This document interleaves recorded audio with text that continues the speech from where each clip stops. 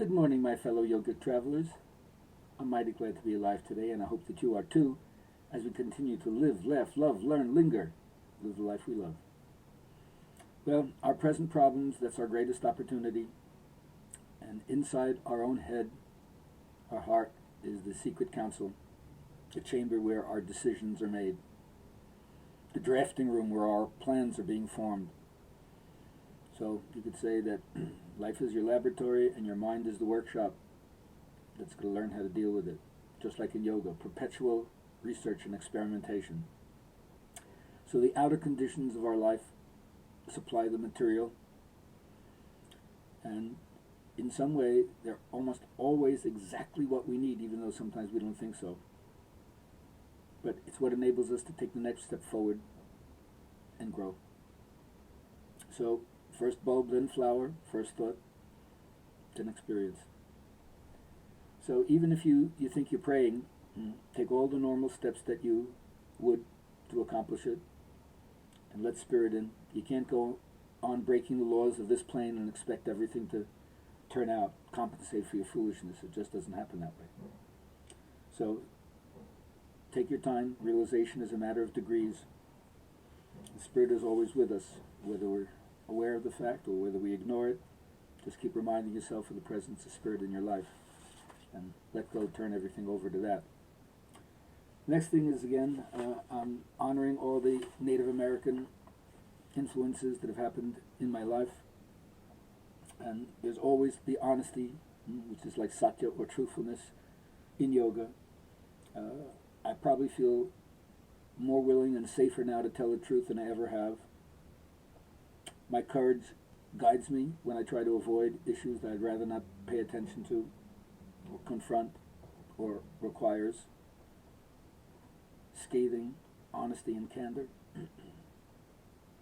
So I'm bold in making declarations about who I am, what I want, where I'm going, how can I help, who can I be of service to. And as soon as I say that, that brings me to my male mentors and the basic kind of development that they initiated me into. And the first one is saying, once you step across this line, your life as you know it will never be the same. Are you ready for that? You come here because in some way you're out of integrity with yourself. And you're ready for a different kind of accountability in your life. Are you willing to admit that sometimes you fucked yourself over and you're still doing it? Time to stop that, right? So are you going to do whatever it takes to get what you want? You have to know what you want. How will you recognize it if you don't define it? So it forces you to go into what I call the king, or the part of you that decides, rules, chooses. So are you willing to risk? What's the fear you have to step through? And what's in it for you if you do it?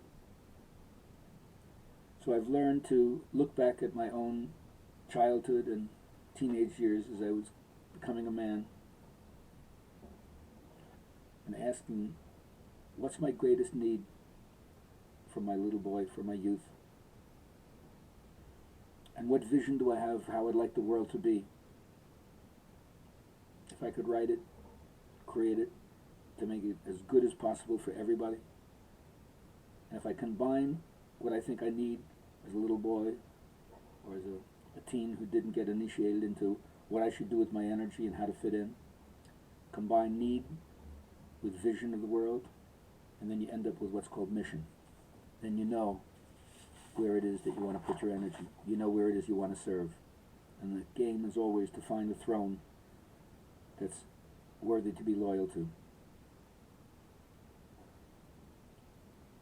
Look at your wound, but don't worship your wound, because then you stay a victim.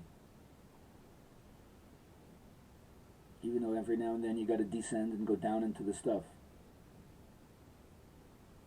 But that's what gives you resilience. It takes guts to do this work. And even if it means sometimes bearing your soul in front of other people so they see what normally you don't want other people to see. But then you realize that you've endured for so long, you have no loyalty bind with the objects that torment you. just remember, it's not your fault that you ended up wherever you are, but it is your job to get out of there. Bless you for the effort you made.